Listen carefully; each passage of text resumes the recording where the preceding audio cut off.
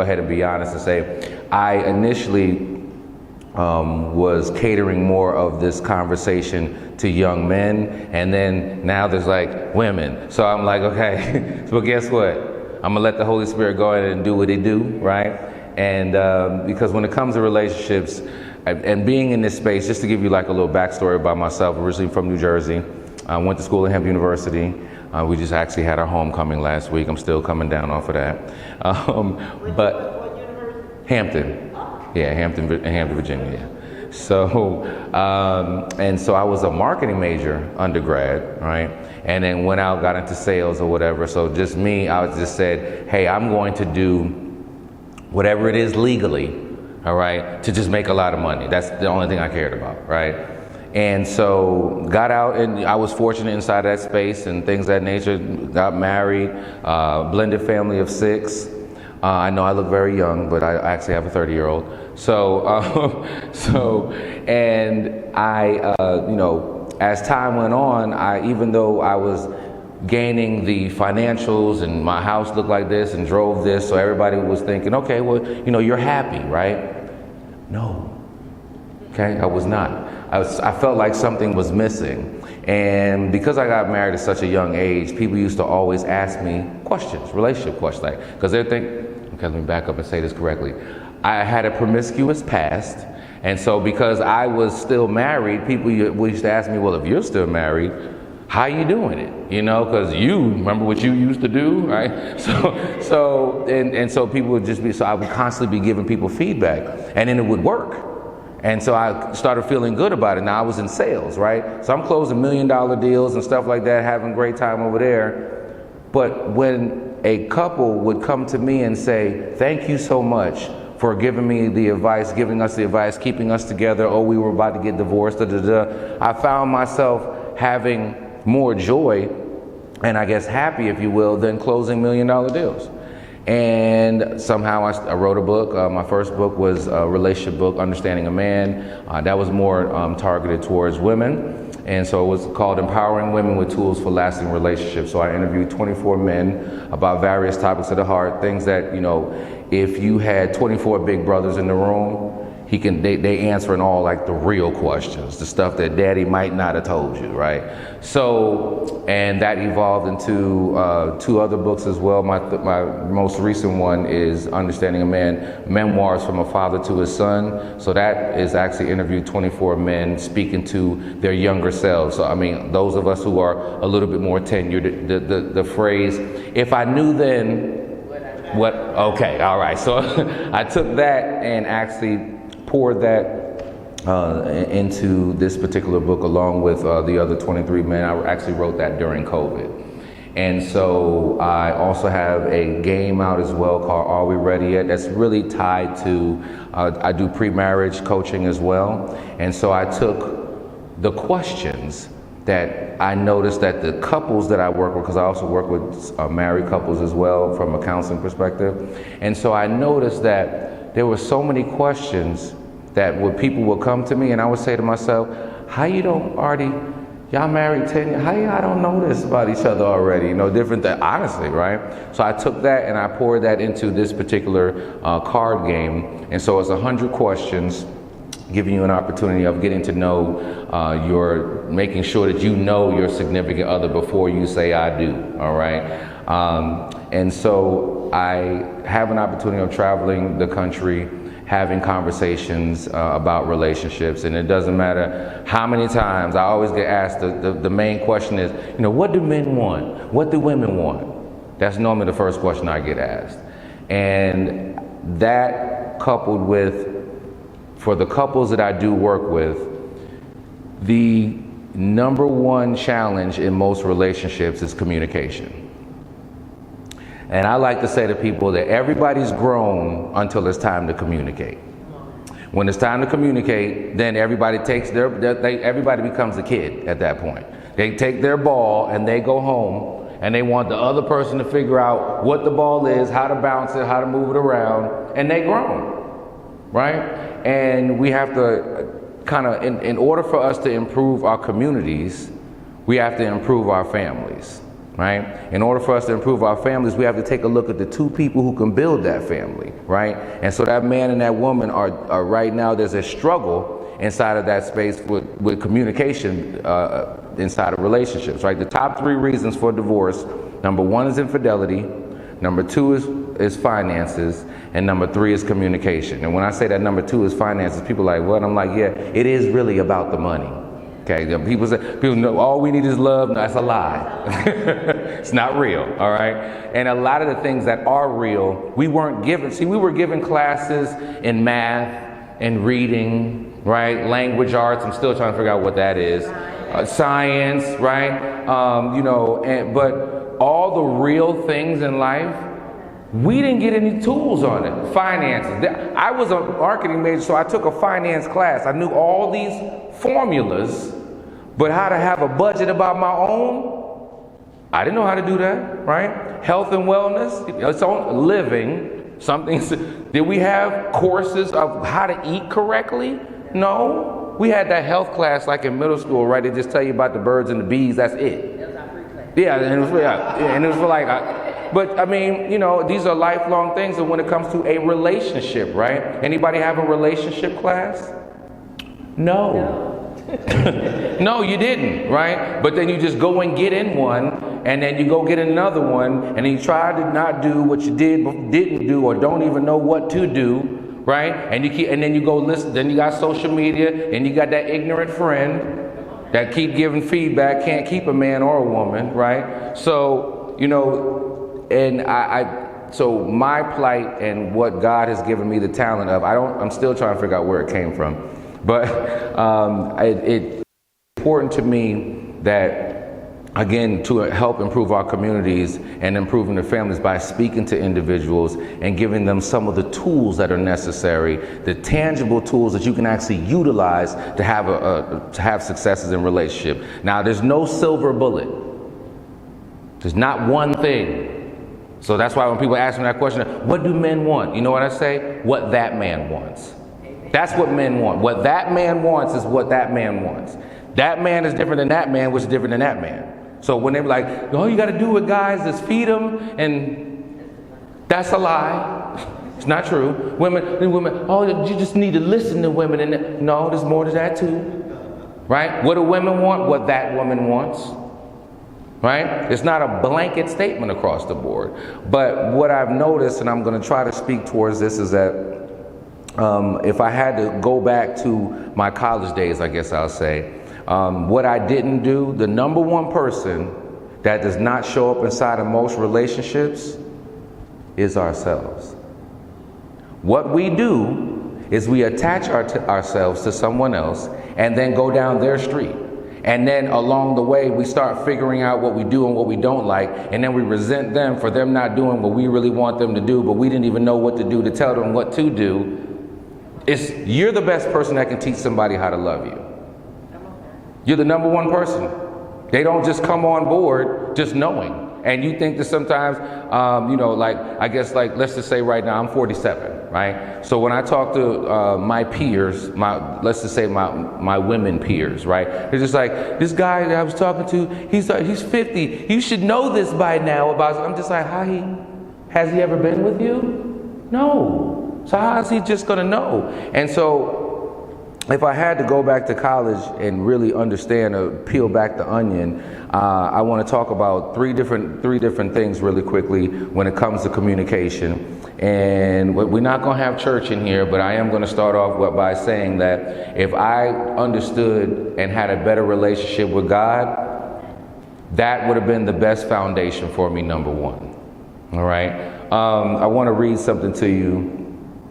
And I need us to just really understand this, because when you're talking about communication, we have to go in succession. The first person that you should be communicating with is God, right? He put you here for a reason. He gave you a talent.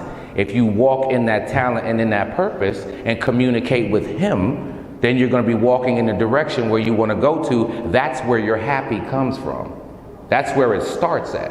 Right? People think that your happy comes from somebody else. No, happy, it goes here and then out. The problem is people look for it to go out and then in, and it don't work like that. Right? So understand something. I want to tell you this, and put this in your notes in your head. I mean, feel free to write down, and nobody's taking notes. Okay, great. So, all right. So, how about this? Without God, man cannot. Without man, God will not. Okay? Without God, man cannot. Would you agree? We can't do it without him. Right? If he doesn't give it to us, we're not going to do it. That's it. Right? But watch this. But without man, God will not. Because he sits up there and he utilizes us to do things down here. You, everybody in this room was given a talent by God to do here. If you don't do the talent that he gave you, it don't get done. Now, it doesn't mean he hasn't given it to somebody else too, but the way you were supposed to impact somebody, maybe 1,000 people, maybe 10,000 people, that's affected if you don't walk inside of your talent. Okay? So if you don't have your communication first with him, you said you're already starting. We come out the gates wrong.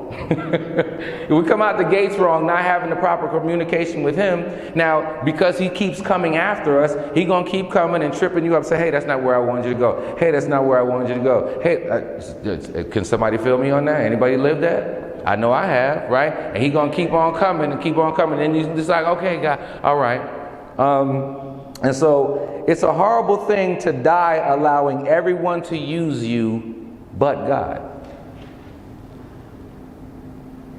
That's horrible. You allow everybody else to use you. Anybody in here got a 9 to 5? You're being used. Okay. Anybody got kids? You're being used. Okay. All right. You can say it's nice and nasty if you want to. You got a man or a woman? You're being used. Come on now. Is God using you? Okay, are you communicating with him so that you know why he wants to use you? Because when he uses you, the level of blessings that come from that are immeasurable. You don't even know. And I can tell you what it looks like when he wasn't using me. It was okay. But me standing before 6 or 7 people today, this feels way better than the $1 million deals I closed, than the house, than the car. Okay, so if you're in a space right now wanting to be in a relationship with someone, I want to start you off with the relationship to start with, because then he's going to give you the direction. Okay, there's also some spaces along that way of things that develops, because that also develops your values and your ethics. Right? Again, before we get to somebody else, let's talk to him about what are we going to establish? What are my non-negotiables? Where do I want to go? Right? So you start to stack this up, right? Okay, God, what do you want me to do? Okay, how do I follow your word and create things of where I want to go? Right? That's where the communication starts. Right? And then along this journey, as you're doing this, it's not always gonna feel good. It's gonna hurt. He's molding you into doing and becoming something. So it's not gonna come easy. It's not going to come overnight. It can't. Right? That's the reason why wealthy people, right? Not wealthy people, excuse me, the people who hit the lottery. The average person that hits the lottery loses the money within 2 to 3 years. Because they weren't ready for it. They weren't molded and shaped. So some of that fire and brimstone that you feel right now, how do you think diamonds are formed? Pressure and heat. You're getting pressure and heat on you for a reason, because he's trying to form you into something. So instead of it being stress, you can understand God's doing so. So some people, 80% of the people who are in the hospital are there because stress manifested itself into something else. Right? This is the holiday time, highest time for suicide. Right? Because people are feeling certain types of ways. Right? I can go on and on different things that what stress will do. But see, when things happen to me, now I say, God, what you trying to show me? Where are you trying to take me?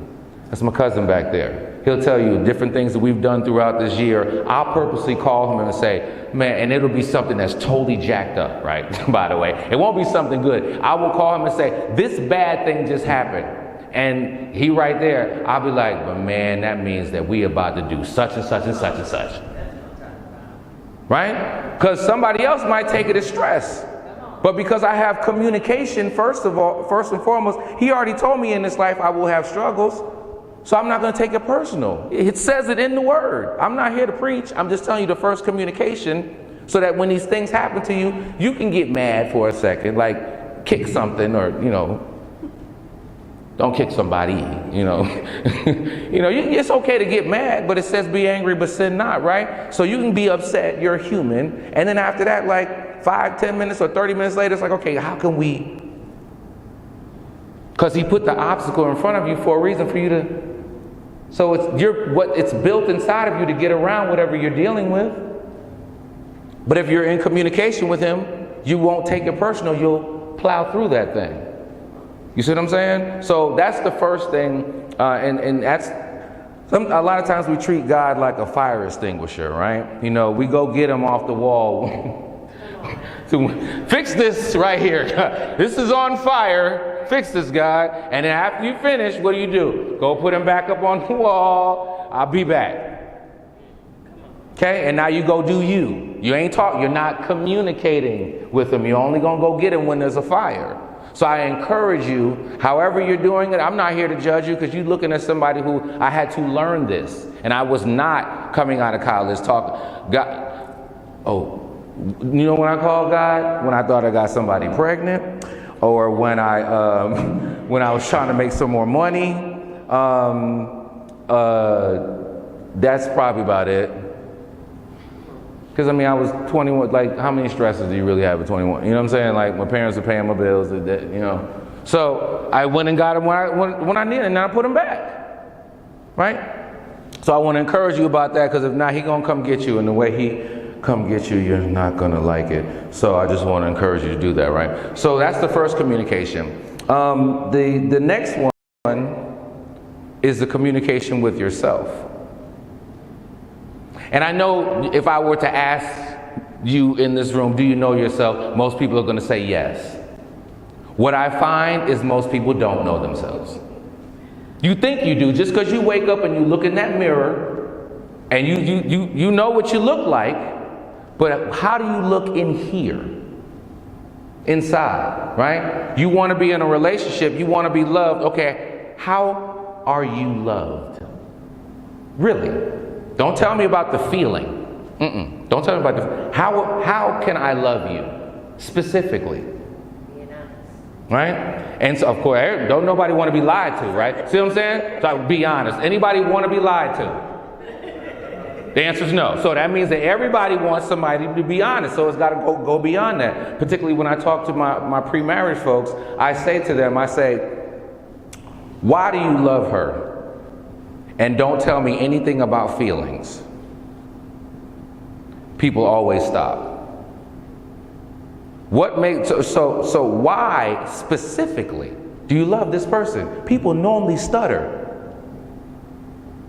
Right? Don't tell me about no kids, because when times get tough, them kids are not going to make you stay. Okay? You might stay one day, but no. Right? So in those wee hours of the night, what's going to make you want to stay with this person besides the sex? And people normally struggle with that. And a lot of times when I peel back the onion, I ask them about what specifically, how do I love you? And I always ask people to write down, right, what your needs are, what your non-negotiables are. You establish those now before you go, because remember, first we talked to God. He already kind of gave us some values and some ethics and some things that he wants us to do. Now we're talking to ourselves about, what do I specifically need? Right? I know, how many of y'all know about the love languages? Love language? One. Love language? 1, 2. You heard of them? Maybe. A little bit. And it's okay, because if I ask 10 grown people, only 2 to 3 people will normally know. And it's 5 different ways. I'm not here. This guy Gene Chapman came up with it. I didn't come up with it. But it's 5 simple ways that people receive love. Right? In no specific order. You have physical touch, you have words of affirmation, you have quality time, you have acts of service, and you have gifts. Everybody in this room receives love primary from one of those 5. Right? And everybody has a primary and a secondary. I'm words of affirmation and physical touch. So you can't be with me if you're not trying to give me some words of affirmation, and if you ain't trying to give me some physical touch. You can miss me with gifts all day. When Father's Day comes around, I got 3 grown children, 30, 29, and 23. When Father's Day comes around, I rarely get a card or a gift. Now somebody in here might be like, well, that's messed up. No, my kids have learned me. Don't buy me anything. Come tell me you love me. Come tell me thank you. Right? I'm not the biggest quality time guy. Even for my coaching services, Mondays and Fridays, you normally can't book me. You know why I had to do that? Because I had to be intentional on driving my time into my family, into my relationship on those 2 days, because otherwise I'll work every day. Because I'm not a quality time person. So I know me, so I had to become intentional on doing it. Right? So, and those people sometimes when we do know our love languages, and I always ask, okay, so what does that look like for you? Because let's just say your quality time, and let's say your quality time. My daughter, oh my gosh, my daughter is quality time. I always tell her I will never want to date you. She's beautiful. I would never want to date you. She wants to be right here all day long on her dude. That would drive me crazy. Because I'm not the biggest quality time person, but quality time for you might be date night once a month, twice a month, whatever. It's just, but for you, it might be, and this is a true story, this might be, I want to watch the news with you every day. Watch this. It might be for you, true story, you wanted him to read the Bible to you for 5 minutes a couple of times a week. He didn't see the value in that. You were packing your stuff to leave before he finally figured out, wow, this is what she really wants. That's a true story. She was about to, they were all the way married, kids, everything. She was about to leave him. She said, listen, the Bible says wash me with the word anyway. So she was asking him to do something that he was really, oh, by the way, they were in ministry. She said, I want him to read the Bible to me for 5 minutes every day, at least every other day. He didn't want to do it. She was out the door. And I had to call him and I was like, dude, it's this one, I'm not going to judge. I said, but bro, this is real simple. And you're not doing it. He was just like, man, okay. Now they're still together, right? But she was headed out the door because how to love her, he couldn't see it. Because most people love the way they want to be loved.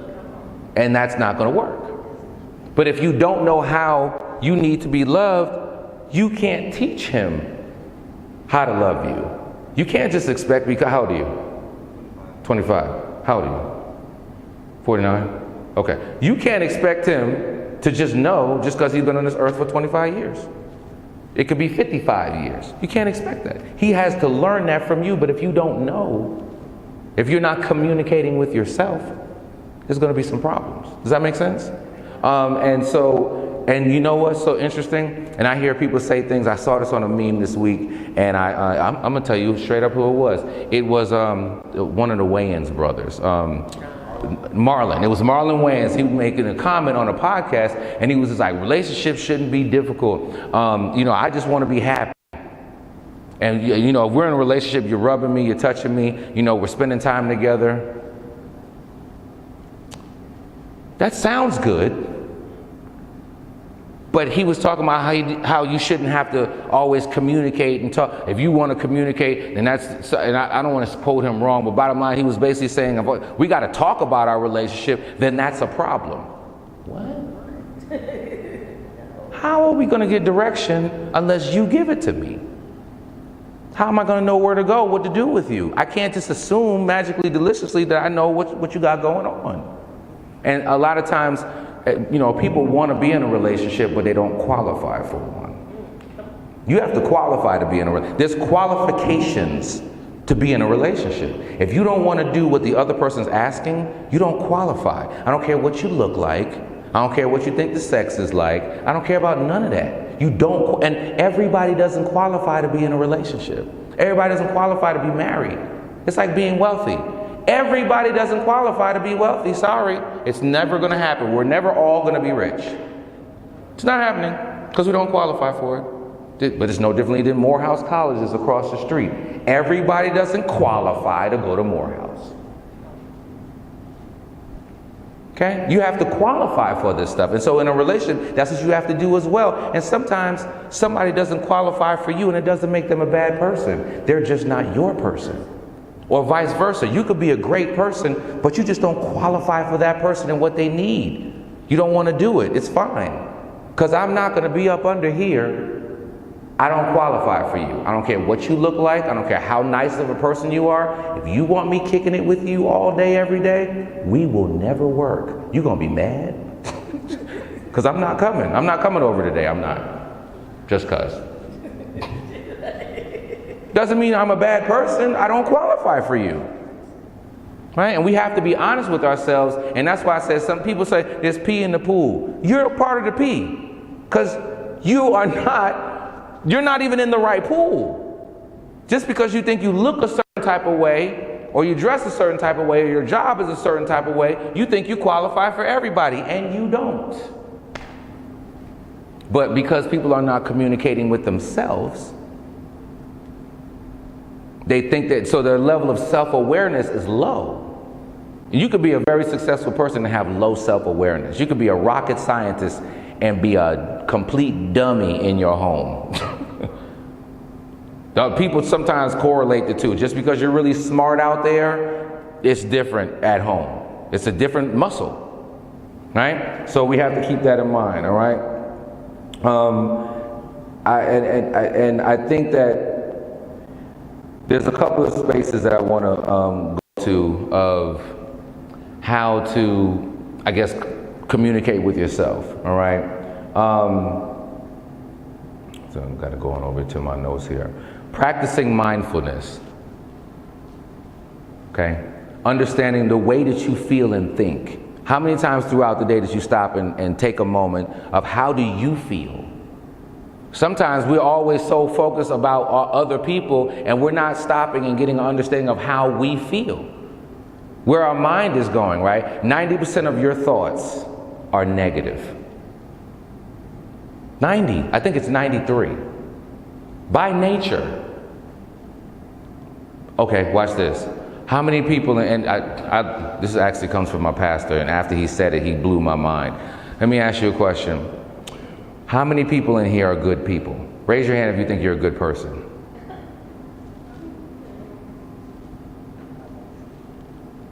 No, you're not. You're not. What does the Bible say?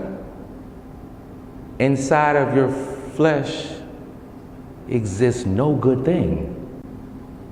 So by nature, you're not a good person. That's why when people say stuff like, oh, I'm a really good person by nature. No, you're not. You're actually bad. If you were born in sin and shaped in iniquity, and inside of your flesh exists no good thing, that means by nature, you're not a good person. You actually have to work to be a good person. You have to work to be that. That's why you're supposed to wash yourself with the word daily. Because you're not good. All your thoughts are not always good. Who thought a bad thought since I've been in here? Be honest. Everybody did. If 93% of your thoughts are negative, you thought something bad since you've been in here. About somebody, about yourself. Now, how often do you take a look at how you're thinking?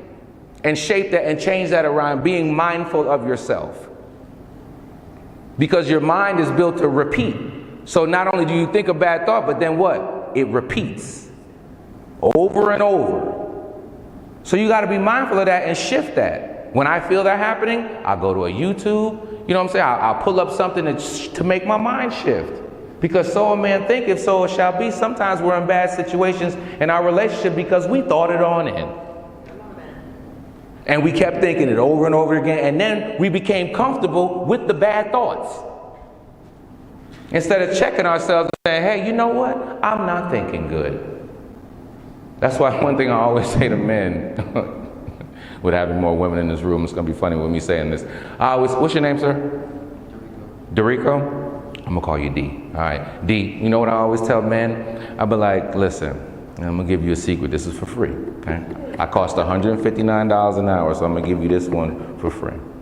That's my coaching fee. All right.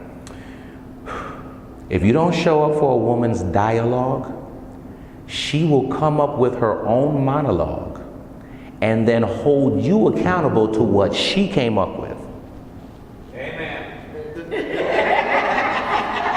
And you'll be sitting there like, I didn't even do that. But you know what? When she wanted to talk on Monday, you didn't want to talk. You waited until Thursday. You know how many hours in between Monday and Thursday for her to think of her own stuff and then hold you accountable, D? You got to talk to her. That's why I always share with people that within 24, worst case 48 hours, you need to talk. Because otherwise she coming up with a whole story. Negative thoughts.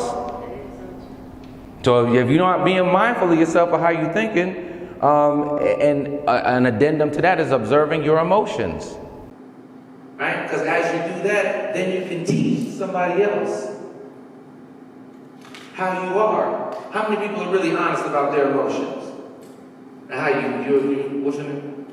Ray, you tell them how you. When you say you're honest about your emotions, what does that mean? Like, what type of person are you say? I'll tell them I'm upset. When you're happy, I'll tell them I'm happy. Okay. If I'm feeling some type of way, you gonna know. What about when you're thinking crazy? You tell them that too? You gonna know. No, that's not what I asked. I ain't say he gonna go, no, like, cause sometimes, when I say that to say, like, sometimes that you can be, that you might, I want to use a different word than crazy, but that you might be, it could be hormonal. Right? Do you know when your hormones are kicking in on you during the month? Okay, but it does happen. It's a real conversation. Some women are not mindful of when their body shifts. When you're during your cycle, your mind shifts up to 25%. If you don't like it, that's who you talk to, because I ain't do that. This is not patriarchal. This is real science. Your mind shifts up to 25% during your cycle. 7-8 days, you thinking different. Are you sharing that with him so he can understand that, hey, listen, I'm a little off right now? Are we having these real conversations? And it's okay, because most people are not. But now when an argument pop off and now D is over here like, I ain't even do nothing. I know you said that before. I ain't do nothing. But if you're like, oh, you know what, for these 2-3 days, I know, right? She's honest about it. You ain't got to say it every month. Oh, these are your 3 days of being off, huh? And don't say it. You just got to think it.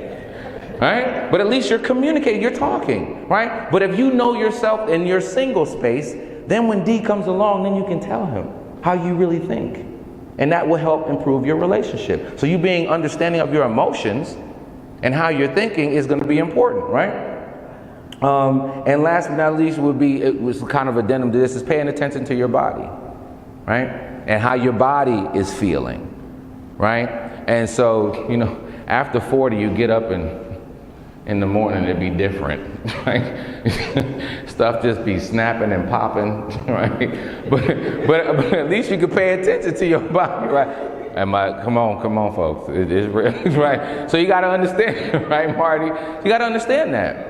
Right? Your body as it's changing, right? Are you sharing, you knowing that, again, being self-aware, so you can say, hey, listen, I snap, crackle, and pop.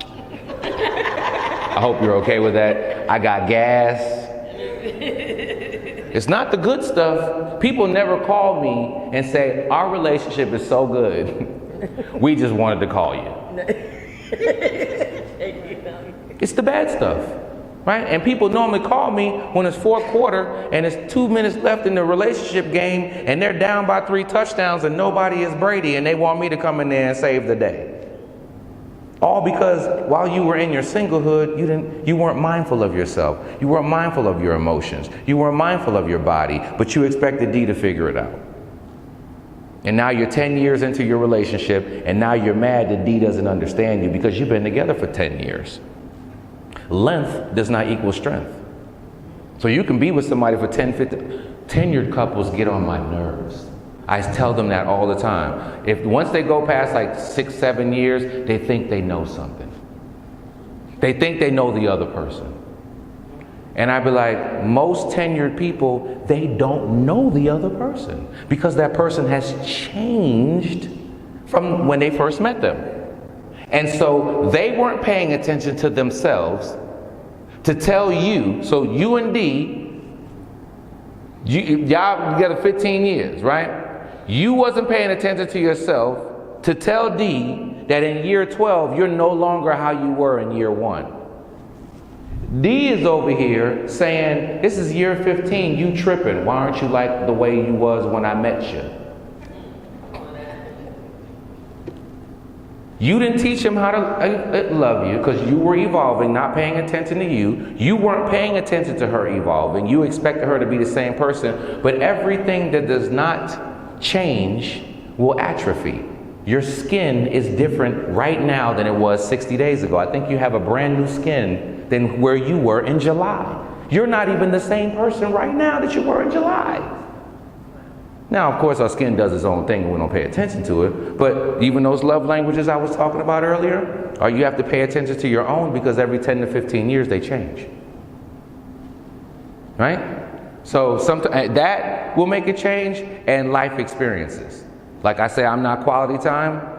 God forbid something were to happen to my legs and I could no longer move around. What do you think I'm probably going to turn into? Quality time, right? Because now I need people to what? Come see me because I can't go see them. Right? So a life experience can change the way you want to be loved. Right? So these are just some things that we have to pay attention to ourselves, and during this time right now, establishing our non-negotiables and understanding our emotions and our bodies, right? And I always try to share with people that if you can get through those first two, your relationship with God and maximizing that, your relationship with yourself and maximizing yourself, then you're able to partner yourself with someone else and now teach them who you are, right?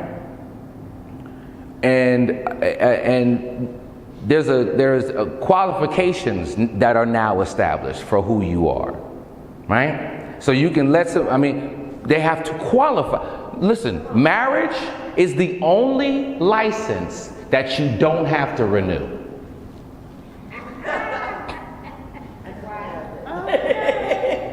There's no other license. You get it one time and boom, you just keep on going. There's no other license. Every other one you have to what? Renew it. And when you renew it, you have to what? Go back and what? Study. So how would divorce be if people had to renew their marriage license? Bet you would be a lot less divorce. Bet you'd be a lot less people being comfortable because you can't get comfortable because you got to pay attention. You got to pay attention to D now. Because if you don't renew, because now D can leave you because you don't know him and you get nothing. That's how they need to fix marriages right there. You don't renew, it's on you. Okay? They get to leave with everything. You get to leave with nothing because you didn't pay attention to, remember your life partner, family over everything. But when you go to ask people about that partner, they don't know. But he's supposed to take a bullet for you for the rest of your life. But you don't know him. How'd that work? Right? So, there's a book out called Love and Respect. I would just ask you guys definitely to read it because at the baseline of women is love. Love and Respect. It's by Dr. Renee Eggrichs. Right? And these are some of the things that if you're going to go into being with someone, at the baseline of a woman is love.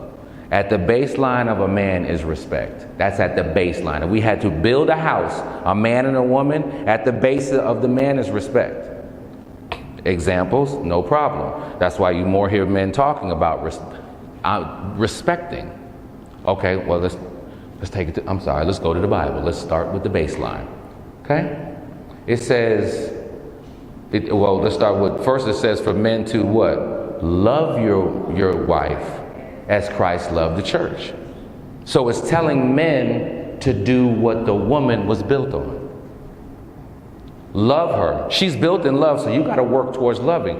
Woman, you have to submit yourself to the man. Respect. Because he's built on respect. So God told y'all, he told us off the rip what the other person's built on. And you can't change it. You got to work on loving, you got to work on respecting. Right?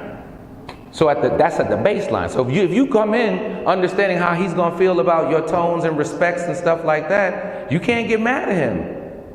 If you tripping over why she want you to do this and do that from a love perspective, you can't get mad at her. That's how she was built. You got to work. You got to qualify. You got to qualify. Ongoing, proactive. That means that you love her regardless. That means you respect him regardless. It can't be contingent. Because guess what? Do you show up for you every day? Who shows up for themselves every day?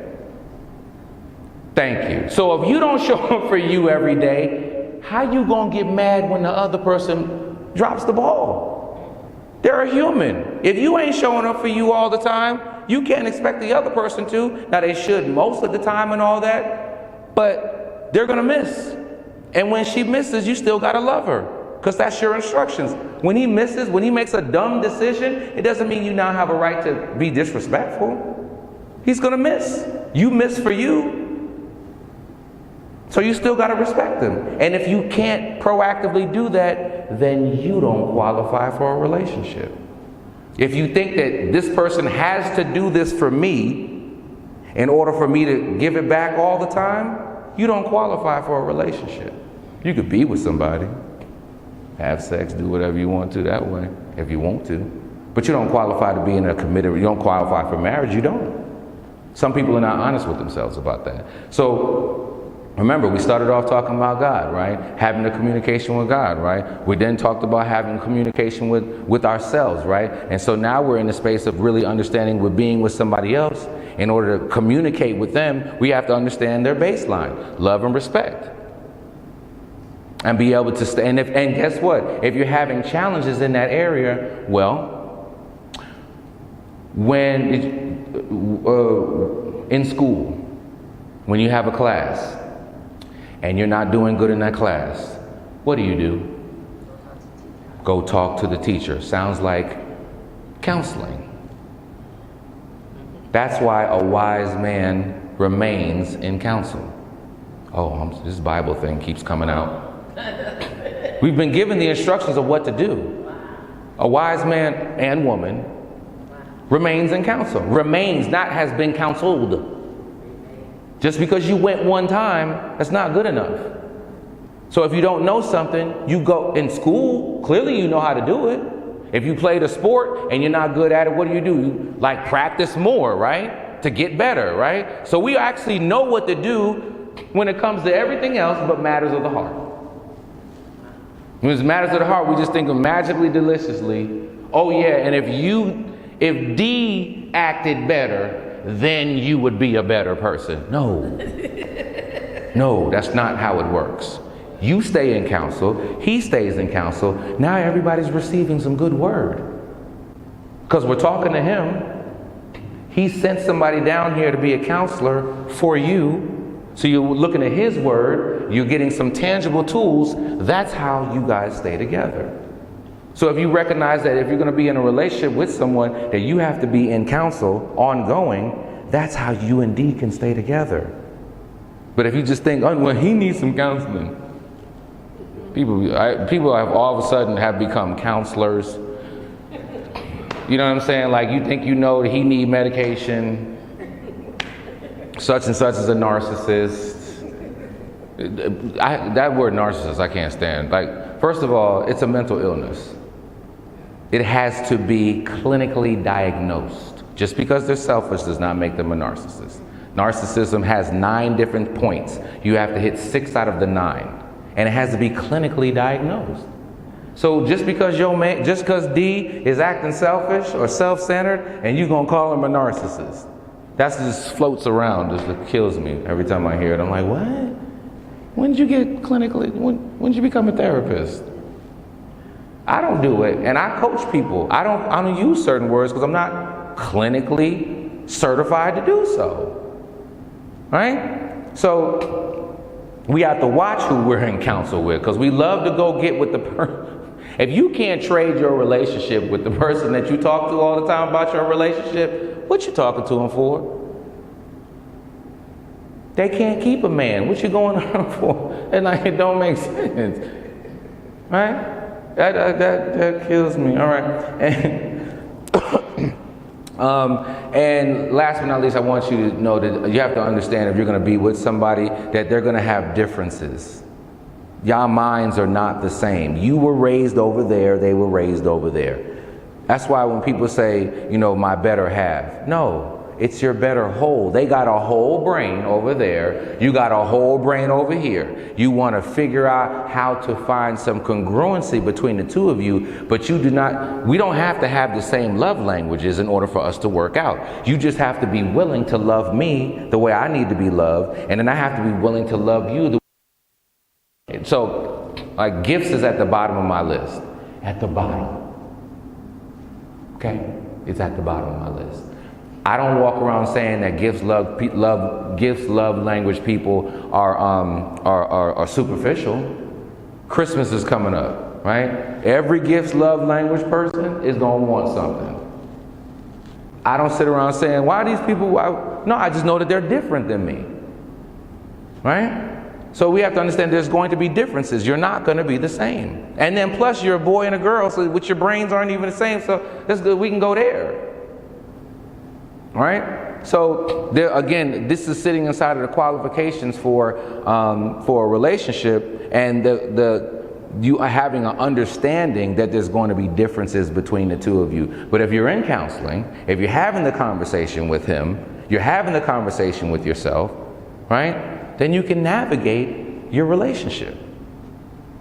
But a lot of people do it they go in reverse. They get in the relationship, find out something about themselves, and then they be like, God, help me stay in this. And God's like, I didn't even tell you to get with him. I give you free will so you can do it if you want to, but by the way, he like, you're not supposed to be with him, now what? And people don't want to, that's the tough conversation, right? And I'm going to close up with conflict resolution, but I want to say this really quickly. You know how many couples that I have that they come to me, right? October is the biggest marriage month of the year. You know how many people come to me in September and say, yeah, we just want to have pre-marriage counseling before we get married. You already bought the dress. You already spent $30,000. He already got the ring.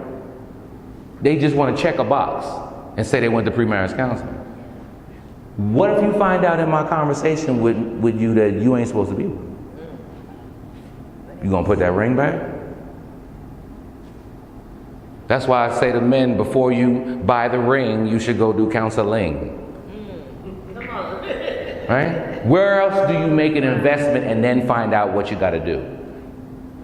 Anybody ever get a job and on the first day find out what you're going to make? Has that ever happened with them? The answer is no. Anybody ever book a class and then when you get into class find out what it's about? No. Anybody ever buy a house, never seen it, never been in it, get in the house and then try to figure it out? No. So we don't do that, but we go get in a whole marriage. We go get engaged, and we've never done the counseling. We've never done the work. So it really takes for us to kind of take a look at ourselves and see, what am I doing What can I do better? How can I be a better person? And if you haven't been in relationships that were successful, it's okay. Sit down. Step one, sit down and learn more about yourself. Your Boaz will wait. He'll wait. He dead. But if he come to you now, you gonna jack him up. Because you don't qualify. You haven't hit the steps that are necessary to understand about yourself. All right? So I'm going to stop right here. Does anybody have any questions? Because I was going to go into conflict resolution, but we might not have time. I don't want to go, am I boring anybody? Any questions, feedback? Go ahead.